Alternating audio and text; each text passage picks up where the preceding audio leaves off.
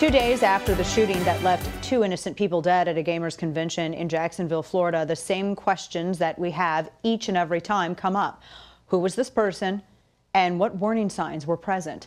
How did this individual come into possession of a firearm, and were there any chances at all to prevent it?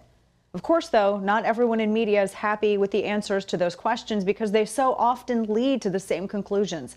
Conclusions that don't really jibe well with the claims of gun control advocates that somehow, always, the law-abiding members of the NRA are at fault. Take MSNBC's Velshi, who, despite knowing that the killer purchased his firearm in Maryland, well, not Florida, he decided to actually go into depth with Florida to make the case that it's too easy to get a legally purchased firearm in Florida, the place where the killer did not get the gun. Watch. And as we wait to learn more about the Jacksonville shooter, where he got his gun and how he got it from Maryland to Florida, it is worth looking at the gun laws in Florida. Florida does not require a permit to purchase rifles or handguns.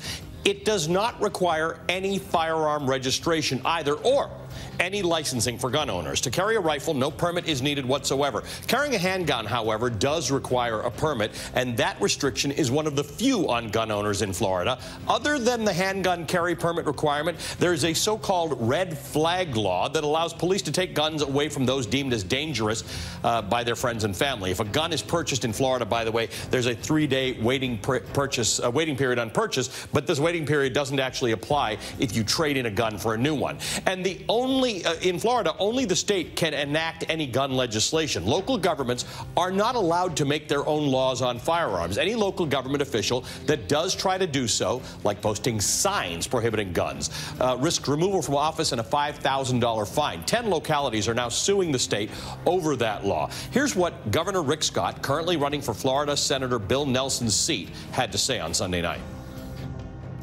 I think we all need to do is we need to really just stop and start praying about why young men, why this is happening to young men. I think we've got to pray about it. Now, you got to take action. You can't just pray about something. But something's got to change. Well, which is it? Or something got to change, or we got to pray about it? Yeah, because, you know, prayer doesn't do anything, Velshi, apparently. I mean, yeah, Rick Scott actually said something, made a suggestion there. But let's go back to how Florida gun laws apparently played some sort of role in how the killer, who lives in Baltimore, Maryland, purchased his firearm legally in Baltimore, Maryland. Why doesn't he do a whole entire segment on Maryland? See, Velshi would rather imagine the ways that the killer could have gotten his weapon in Florida, because dealing with the facts about how he actually got it in Maryland would be far too inconvenient for his narrative. But don't worry, Ali, we will take a look at that for you. See, the killer purchased his firearm legally in Maryland, as I said, according to the ATF. So we hear all the time about all of the awesome ways gun control advocates are they're gonna stop evil with laws. And if those laws don't work, they're gonna have more laws to make that thing that made it illegal, make it illegaler. How many of those solutions does Maryland already have? Well, you have a 30-day waiting period, check. That means this murderer purchased a firearm, then waited a month, and then purchased his second firearm. You have universal background checks. Got those. You have to have a license to purchase a firearm. Yep, it's called the handgun qualification license. And is there a ban on previously involuntary institutionalized persons? And that's involuntary institutionalized.